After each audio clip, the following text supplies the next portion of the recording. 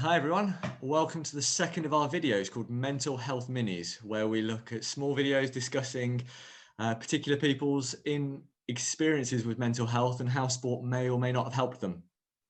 The idea of these is to show you that A, you're not alone, and B, there is help out there should you need it, and there are people to talk to, and it is okay to talk.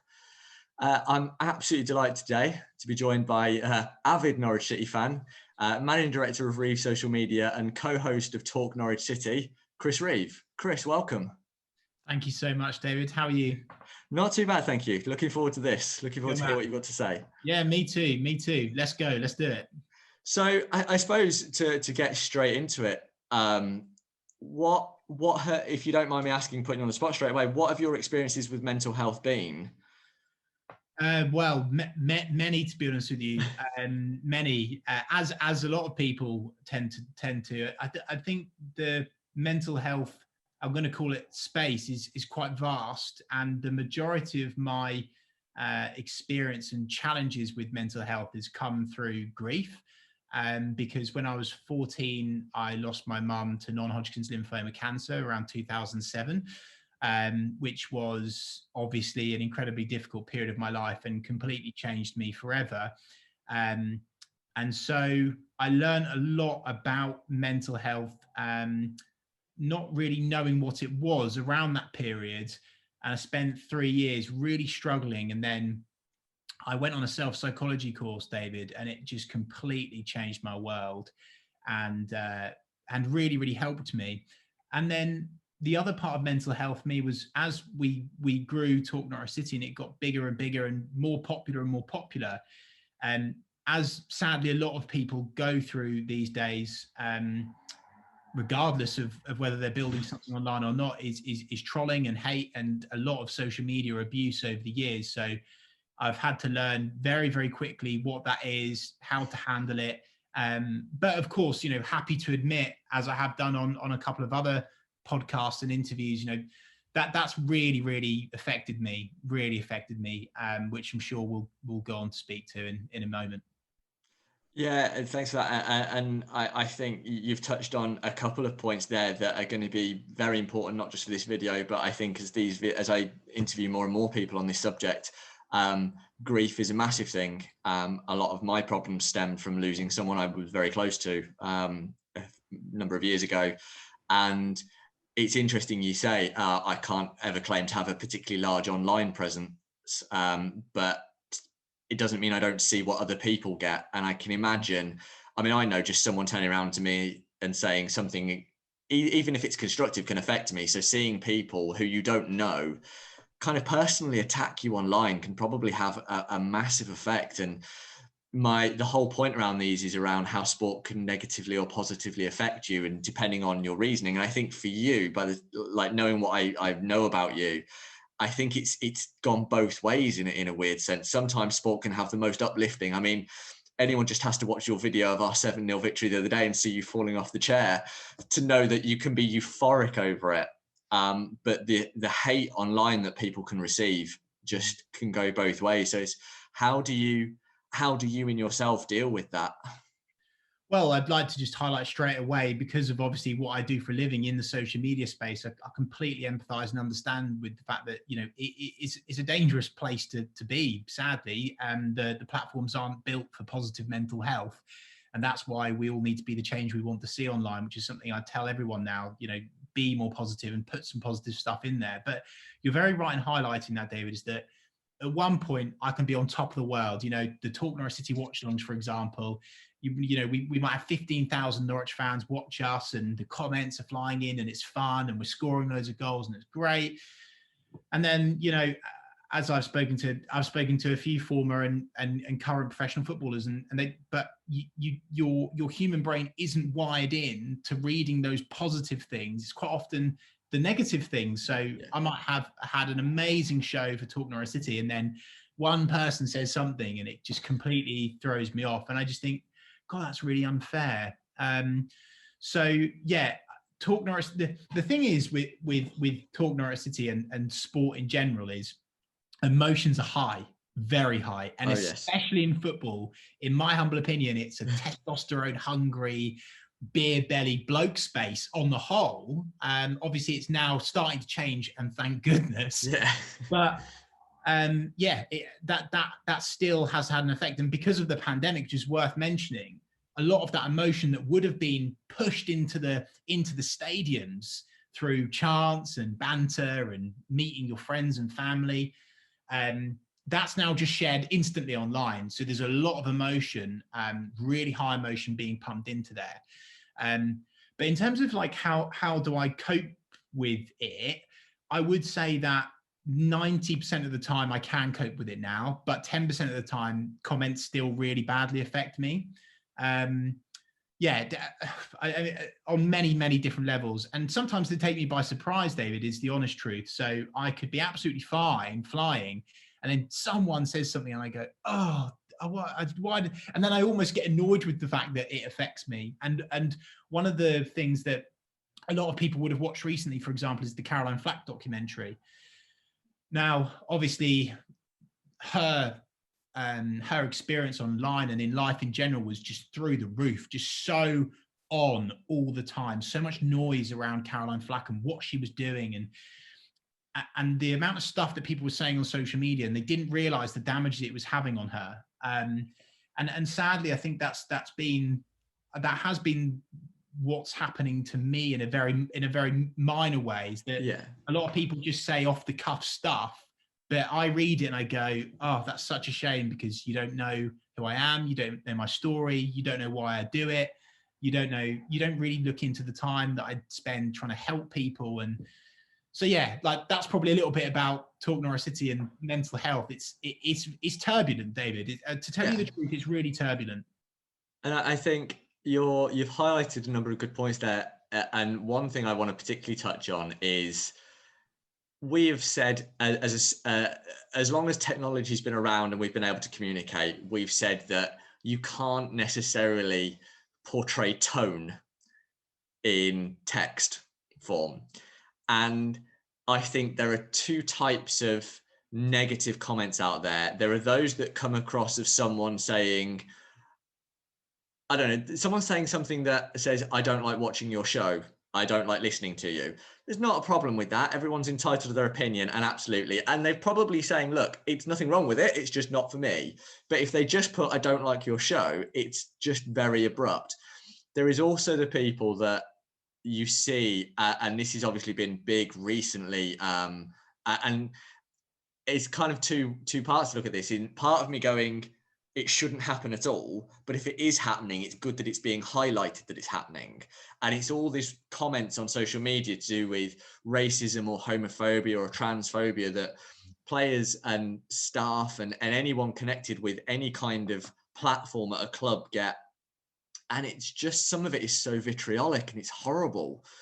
And I don't like negative comments coming from my friends when they say it, when they're constructive. I can't imagine the down that someone must feel when they get these comments. And obviously I wish I hadn't, but I've seen some of the people that have commented on you, and we've spoken in the past about coping mechanism stuff, but when it is so full on, it must be so difficult to get, because when you think you're just past one, another one, you'll see another one, and it just never ending.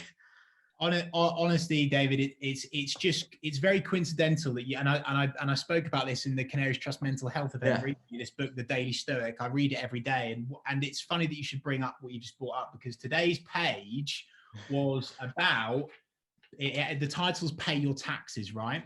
And one of the lines that I've highlighted here is, it says, rumors and gossip are the taxes that come from acquiring a public persona. And so, to be very honest with you, David, it's something that I've just had to come to terms with. I'm not saying, to be clear, I'm really not saying I'm famous or anything like that. But what I am saying is, if you want to build something on social media, full stop, you are going to get hate, whether it's a fan channel or a business channel, or a personal brand, or anything like that. You are always going to get hate, sadly, because the platforms aren't going to change anytime soon. So very sadly, it's something that I've had to come to terms with. And it's really difficult, because I just really, what's the word for it? Do you know what, David? It's actually even really hard to explain it, because I can just be put into such a big, deep, dark hole about it. But then on the upside, I can just brush it off. So I think it's incredibly powerful that I've got a really, really good, tight knit, close, what I call circle of people, whereby if someone in my circle says, Chris, that comment was maybe a bit too brash, or why did you say it like that? I'm not sure that was right. I would listen and understand. And as you say, that's constructive criticism, and that's great. And being positively challenged is okay as well, so long as that the person behind that comment kind of confirms that they're doing it for the right reasons. Yeah. And I think that you're so right, David, in saying that whatever you put on social media, sometimes just double check and think to yourself before you post something on Twitter, for example, how is the reader going to interpret this?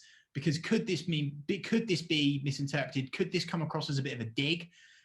Because we really need to eliminate digs now, because digs do damage, and it's really, really true. And even in my small, minute world of Talk Norwich City and what we do, it definitely has an effect. And I tell you as well, David, through my connections with the former pros at Norwich and some of the current pros, they read everything. You can no longer just ignore social media, because it's a part of our everyday lives. So it's really important that we keep doing this and keep talking about it openly, because a lot of people don't understand the damage that just one comment can do.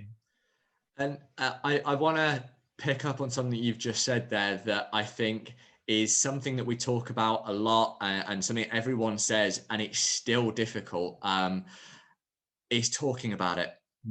Not just, I mean, there's this whole stigma that people, and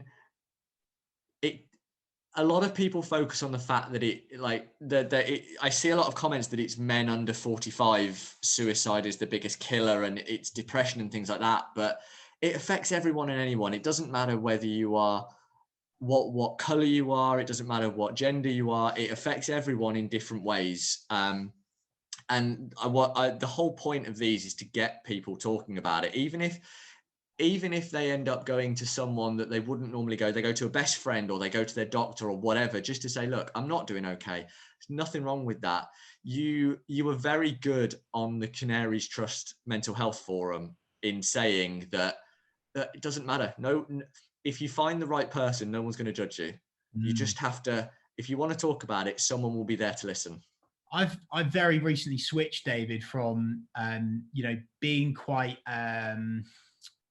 not completely private, because I live a lot of my life online, right, through Instagram stories and what I do on Talk Norwich City, right? That's fair to say. But I would now be very transparent and open with anyone. So even someone that's trolling or hating, I would actually tell them that they have hurt my feelings, which a lot of people would disagree with. But I think it's important to tell them that. And I think it's important to tell other people how you are feeling about a particular subject, and not be afraid of that. And something that I absolutely live and breathe and preach to everyone I meet is vulnerability is strength. Showing vulnerability is a tremendous strength. And a lot of people, could learn a lot from even just the interview we did on Talk Norwich City with Darren Eady, for example, where he sat on camera and just literally just burst into tears.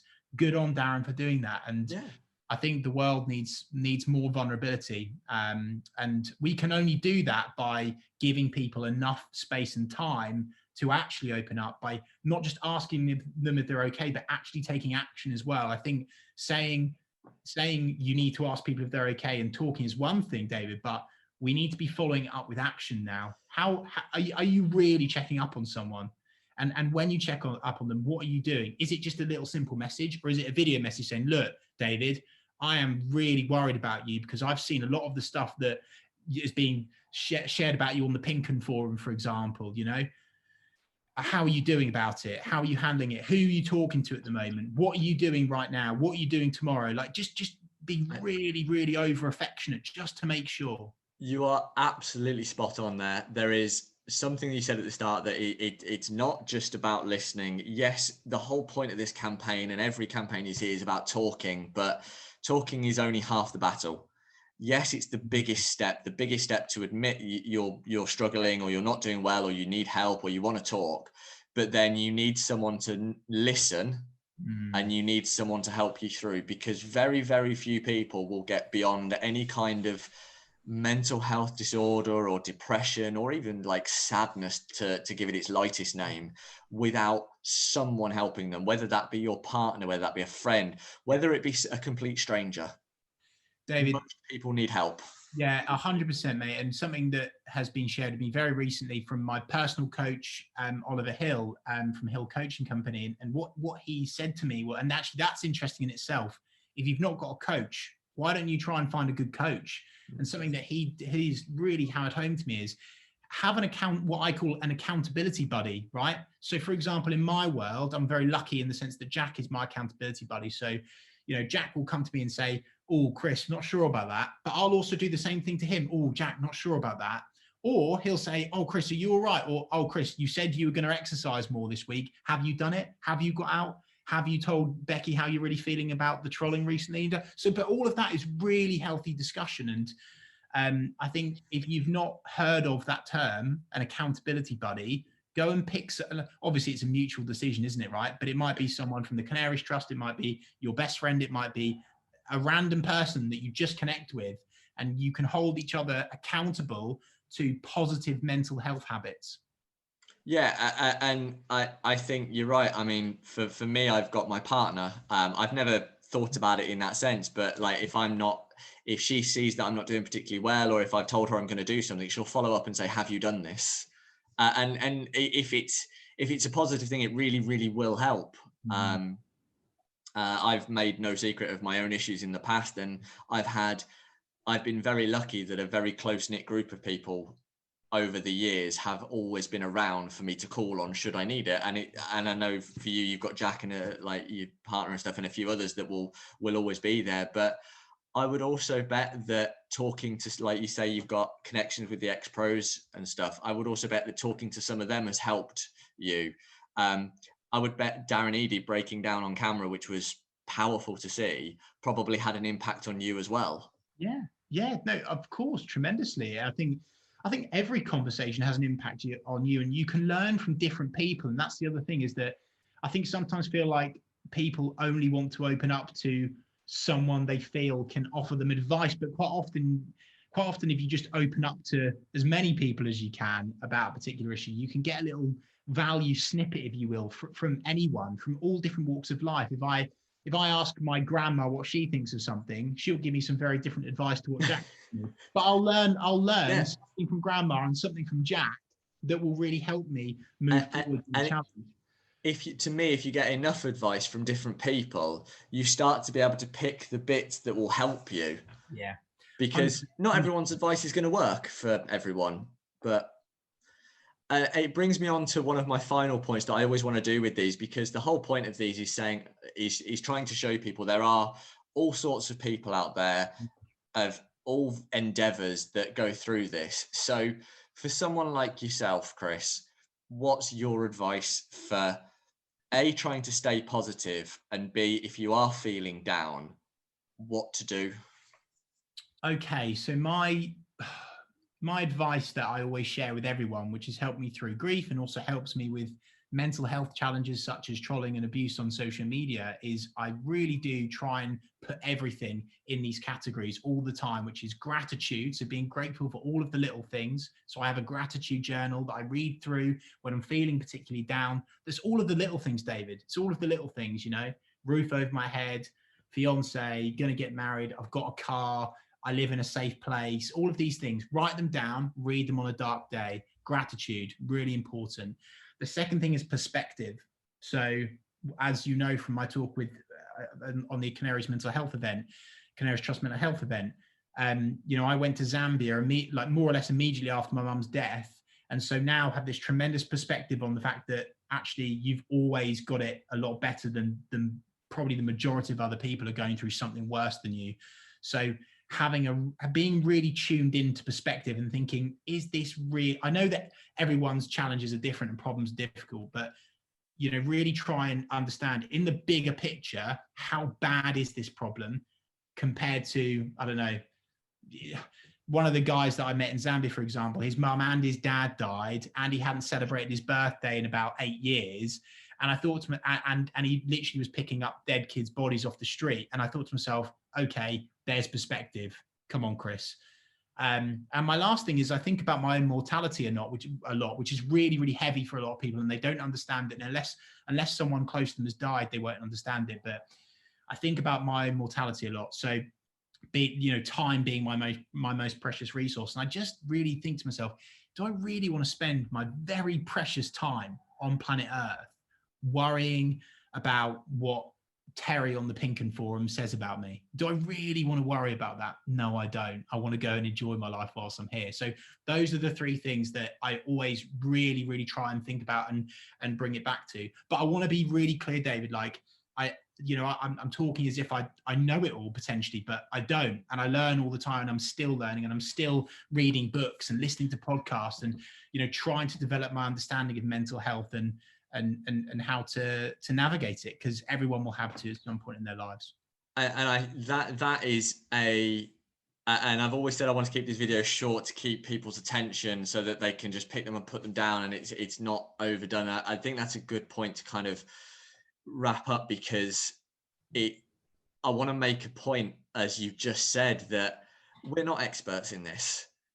We're disclosing our own issues, saying, look, we've had problems, we are overcoming them as and when they come.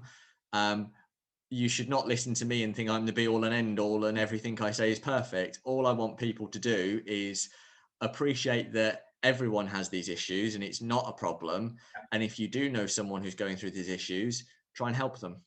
And and I really want to hammer this home before we stop, David, be the change you want to see. And we're not, doing this to virtue signal or anything like that. I genuinely mean it. My DMs are always open, and the amount of people that we've helped in the pandemic through, them being lonely and watching the watch along and opening up to me it's monumental. And I just really want to make it clear, if anyone is feeling really, quite frankly, shit, pardon my French there, please just feel free to DM me, or I'm sure you'll be more than happy for people to open up to you, David, on DMs as well. 100%. As for anyone watching, as Chris says, my DMs are always open, as are the Canaries Trust Mental Health DMs. Just if you're not comfortable talking to us, that's fine. It's not a problem. Just if you want to talk to someone, there are many people out there.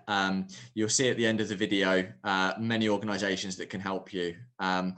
So I'll wrap it there. Chris, thank you so much for joining us and for opening up. And I know obviously in your past you've had to deal with this a lot, and it can never be easy to keep bringing it up.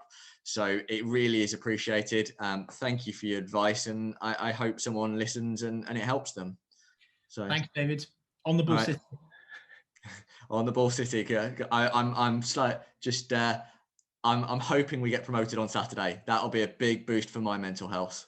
We'll already be promoted by the time this conversation goes live, David. Don't worry. That's true. Yes, I forgot this is going out in a week. Yes, excellent. Right, take care, everyone. We'll see you soon. Bye, Chris.